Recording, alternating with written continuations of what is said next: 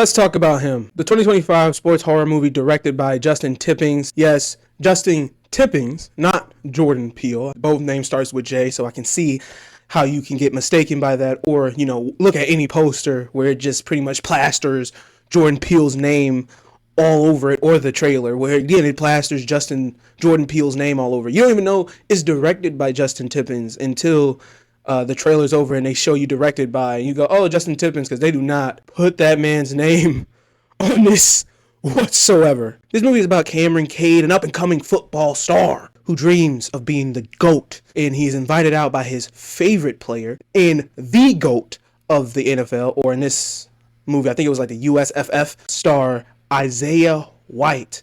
In their little training facility while they're preparing for the season, he sees all of his little weird tricks that he does to be the GOAT. And these tricks may be more destructive and horrific than anything he ever thought of. And I liked it a lot. This is going to be like the opposite of Highest to Lowest, where everyone, or the Rotten Tomato score, was super high on that film, and I myself hated it. This is like the opposite. The scores on this film, is so low. So I think it's at like a 30% at this point, and I really, really liked it. Maybe because I gave myself low expectations, seeing the low ratings in some of the trailers and how people, or some of the reviews, or how people talked about it, saying that it's more style than substance, and they don't really dig into anything. But I think it's because ultimately, I think this movie is not really a horror film. I think it just uses the horror aesthetic to tell its story, or to frame its satire. Because the more and more I watched this movie, as I was looking, I was like, this isn't like your average horror film. This is like a satirical piece about football culture and the NFL and the sort of destructive nature that it causes. I think in order to really like this movie, I think you got to go into it and really catch on to the fact that it is a satire and not look at it as if it's like a regular horror style film. So this movie will go from the players in it that are obsessed with the game and their legacy, the prophesizing of their talents and their work, and almost making them seem as if they're like gladiators or gods, and how much their mental strife is deteriorating due to these narratives and expectations placed upon them. You got the fans that are super obsessed, just worshiping Cameron Cade. There's a guy, you see a little piece of him in a trailer, he just bass like a goat, and he's like almost approaching Cameron in one scene, kneeling to him as if Cameron is a god, and he wants him to bless him and his team with wins, and it just looks at him as like some higher being, and Cam is just like, I don't know what the fuck is happening. And then you have the fans of Isaiah White. His followers are super obsessive, and they're starting to diminish because he's getting older, he's on the way to retirement, and just like him, their favorite player is pretty much leaving, and they kind of feel the same way he does about Cam and Cam's hype and expectations for what he is set to achieve coming into the league, taking his position of being the GOAT or the guy for their team. I mean, this movie is such a satire. I mean, the name of the football team in the movie is the San Antonio Saviors. Like, guys, we're supposed to be laughing at a lot of this more than we are supposed to be horrified by it. I think Justin Tippins just has a very much unique and just like flairish style, and I think he just wanted to showcase this in a more horrific, in a horror-centric aesthetic than just making it like an everyday comedy, satirical look at football in football culture in the NFL. Like, this is kind of weird how obsessive people are about football, are they not? Like, this guy over here gets attacked, ends up with a concussion, and instead of taking a moment to heal up and to get better, he's just like, gotta go back out there, which is almost like a satire in a talking point about someone like Tua Tagovailoa. I can never say Tua's last name. Who was a quarterback for the Miami Dolphins, who's had so many concussions, and everybody's telling him, "Hey man, you sure you want to go out there and just keep playing? Before you know it, you're not going to be able to remember your name." And he's just like, "I gotta go play. I gotta go be great." And he just keeps playing. He just keeps hurting himself.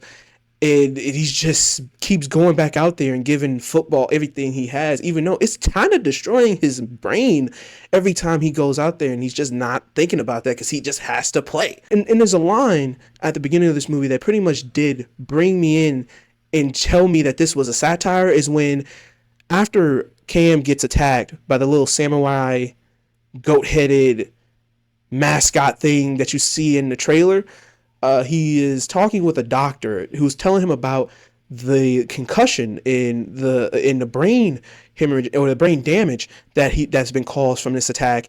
And the doctor tells his mother, I don't recommend him going out there and playing because this could be career ending. And she says, as a doctor, I wouldn't recommend it. And Cam just goes, but what about as a fan? And I was like,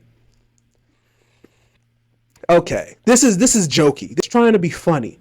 It's trying to say something about how obsessive these guys are to football in the culture of this is what it means to be a man. You know, the Ronnie Lott mentality of cut my pinky off if I got to go back out there and shit like that. You know, Ronnie Lott had that type of mentality as a football player. And this is kind of capturing that idealized look of a football player and of a fan of football, where he just says, well, as a fan, what do you want? As a fan, and as a fan, she lets it go.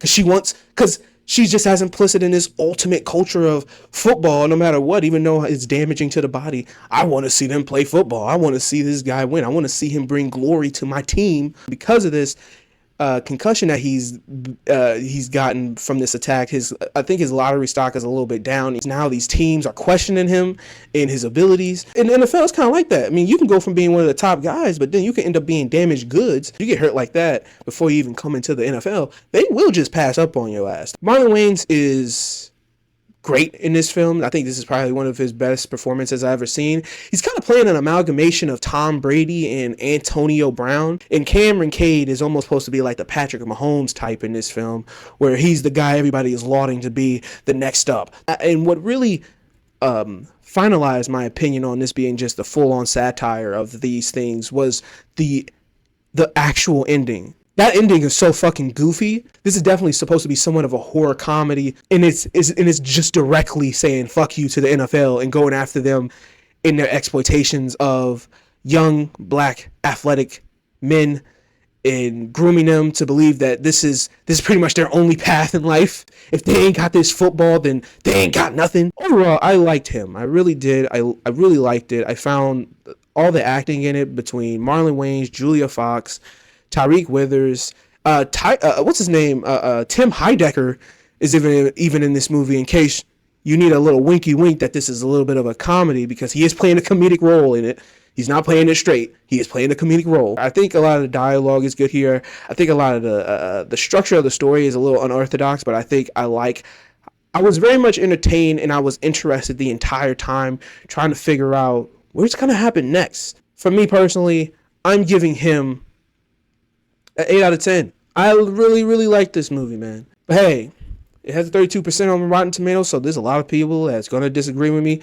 Maybe you watching this are one of those that disagree. If you do disagree and you're new here, hey man, make sure to subscribe, because I say a lot of different opinions on movies here. So maybe this time we didn't clink up. Maybe this time it wasn't right. But next time me and you can see eye to eye and be best buds on something. But in order for you to know if we will or won't, you have to subscribe. And if you're already a subscriber and you disagree, hey, there's a comment section down below.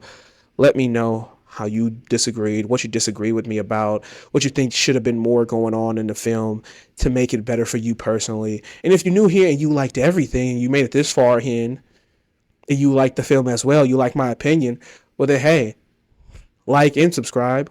You made it all the way this far. I'm obviously entertaining to you, so keep it going. Thank you for watching, and as always, good and bye.